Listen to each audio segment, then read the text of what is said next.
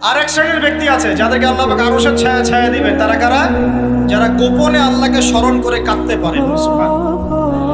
এখন এই দুটো হাদিসের মধ্যে যুবকদের অবস্থান কি পেয়েছেন? আচ্ছা, আরেকটা শোনাই এবার।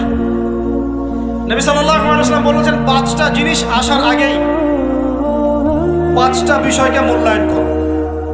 1, তোমার বার্ধক্য আসার আগেই তোমার যৌবনকে মূল্যায়ন করো। যৌবনের গুরুত্ব পেলেন তো এবার? তোমার মৌত আসার আগেই তোমার জীবনকে মূল্যায়ন করো। অসচ্ছলতা আসার আগেই সচ্ছলতাকে মূল্যায়ন করো। অসুস্থতা আসার আগেই সুস্থতাকে মূল্যায়ন করো। এবং এই যে কথাটা বললাম যে তোমার বার্ধক্য আসার আগেই যৌবনকালটাকে মূল্যায়ন করো। এই হাদিসগুলোর মধ্যে আমরা সংক্ষিপ্ত পরিসরে যৌবনকালের গুরুত্ব পাচ্ছি কিনা ভাই? এখন এই যৌবনকালটা আমাদের কাটানো উচিত আল্লাহ পাকের ইবাদতের মধ্য দিয়ে। এই যৌবনকালটা আমাদের কাটানো উচিত কয়েকটা বিষয়ের মধ্য দিয়ে। তার মধ্যে আমি 10টা পয়েন্ট আপনাকে বলবো। কয়টা ভাই?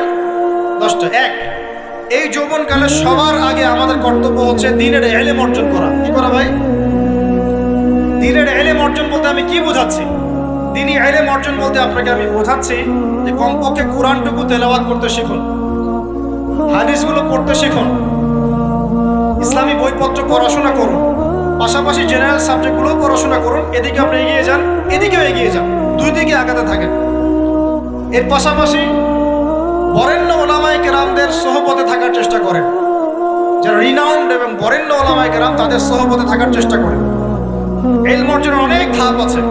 শুরু করেন কোরআন তেলাওয়াত দিয়ে, তারপরে আস্তে আস্তে হাদিসে যান, কোরআনের তাফসীরে যান, ইতিহাস পড়েন, ইসলামের ইতিহাস পড়েন, ইসলামিক অর্থনীতি পড়েন, রাসূলের জীবনী সিরাত পড়ে দেখেন, ইসলামিক ফিকহের বইগুলো পড়ে দেখেন।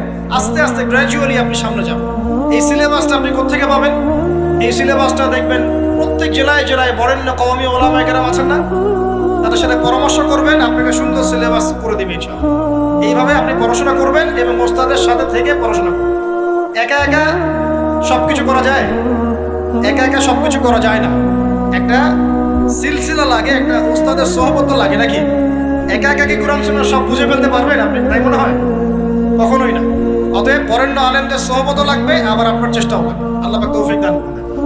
এই যৌবনকালের প্রথম কাজ কি ভাই? ইলম অর্জন করা। 2 নম্বর, এই যৌবনকালে আমরা যে পরিমাণ ফিজিক্যালি ফিট থাকি, শরীরে শক্তি থাকে, উদ্যম থাকে, আমাদের বয়সটা 40-50 হয়ে গেলে সেটা থাকবে না। থাকবে? অতএব এই যৌবনকালে বেশি বেশি ইবাদত করতে থাকেন। আল্লাহ পাক তৌফিক দান। এই যৌবনকালে 5 ওয়াক্ত নামাজ তো পড়বেনই, এর পাশাপাশি নফল নামাজগুলো পড়ার চেষ্টা করবেন। এর পাশাপাশি আপনি চেষ্টা করবেন তাহাজ্জুদের ওয়াক্তে একটু নামাজ পড়ার জন্য, কমপক্ষে 2 রাকাত, কমপক্ষে 2 রাকাত, অ্যাটলিস্ট 2 রাকাত নামাজ তাহাজ্জুদের সময় পড়ার চেষ্টা করি। আল্লাহ আমাকে তৌফিক দিক, আপনাদের সবাইকে তৌফিক দান। ওই সময় আপনি যে দোয়াই করবেন আল্লাহর কাছে কবুল হবে ইনশাআল্লাহ। যে দোয়াই করবেন আল্লাহ কবুল করবেন ইনশাআল্লাহ। যদি আপনার রিজিকটা কি হয়? হালাল হয়। হারাম রিজিক দিয়ে ইবাদত কবুল হয়? হারাম রিজিকের দোয়া কবুল হয়?